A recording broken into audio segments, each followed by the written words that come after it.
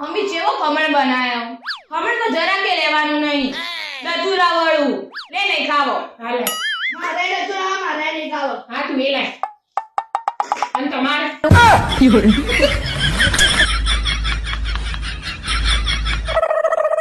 ક્યાંનો હિસાબ કરું, હિસાબ નહીં મળતો. કેટલા ખોટા ખર્ચા કરા આ રહી એ. હું ખોટા ખર્ચા કરું તમે? ઈ કયા ખોટા ખર્ચા કર્યા? પેલો લાલ કલરનો પાટલો લાયા અને 2-3 વર્ષથી એનો કદી ઉપયોગ કર્યો? એ લાલ કલરનો બાટલો. હું લાવું. અરે અરે ડોબી, આ લાલ કલરના બાટલાનો ઉપયોગ કરવા માટે હું ઘરમાં આગ લગાવી દેવાની? નોનસેન્સ.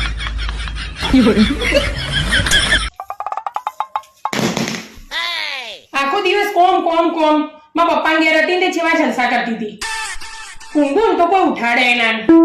અરે તારા પપ્પા ક્યાં જલસા કરતી હતી? બેસોનું સોનું પાડતી હતી. કોને કીધું તમને? અરે હાલ મોબાઈલમાં ફોટા આયા હતા આશીષના. મને કે મારી બેનને બતાવજો જૂની યાદો તાજી કરવા માટે. પપ્પા ક્યાં જલસા હતા? બેસોનું સોનું પાડતી હતી કહેતી ને. સાંભળો ને, આજ બપોરે જમવાનું બનાવ્યું તું, કેવું લાગ્યું? એકદમ બકવાસ. રોટલી તો શિખર શું નાખ્યું તું અંદર, બિલકુલ ચબ્બડ થઈ ગઈ હતી. એ તમારી મમ્મી એ બનાવી. અને શાક કેવું હતું? શાક બેસ્ટ હતું. મારી મમ્મી બનાવે એટલે શાકમાં તો બિલકુલ જોવાનું હતું. શાક એકદમ પ્રોબ્લેમ. તે તો હું એ બનાવ્યું તું. વિદ્યા, હું આખો દાડો મોબાઈલ લઈને બેહી રહ્યો અહીં. ભણવાનું કોઈ આવડા કે નહીં આવડતું? ના આવડે. આ રૂહેડ હું એક પ્રશ્ન પૂછું, એનો જવાબ આપ. આઈ ડોન્ટ નો નું ગુજરાતી કરી બતાય. મને ખબર નથી. કશું આવડે? આટલી બધી ફી હું કરવા ભરીએ છીએ?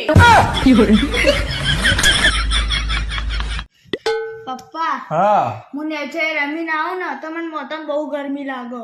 એસી નખાઈ દો કે અમને થોડી ઠંડક લાગે. હારું હેડ એસી લેતા આવીએ. A few moments later.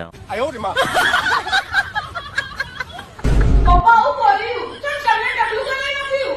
આ પપ્પાએ આવું કરતા નામ ટકો કરાવી દેવાનો એટલે આખો ઉનાળો શાંતિ. આ કુદરતી એસી કહેવાય. એનો વધો ના આવે.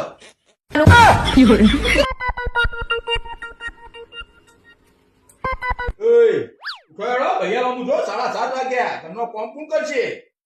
ફાફડા લાયા તમે? અને ફાફડા કોઈ ફાફડા લાવ્યો નહીં. હું સપનામાં બેઠી બેઠી મસ્ત ફાફડા ખાતી હતી. પહેલા તમે ફાફડા લઈ આવો પછી હું ઉઠું. બીજા હો સપનામાં ભાઈ ફાફડા ખાઈ પછી ઉઠજે.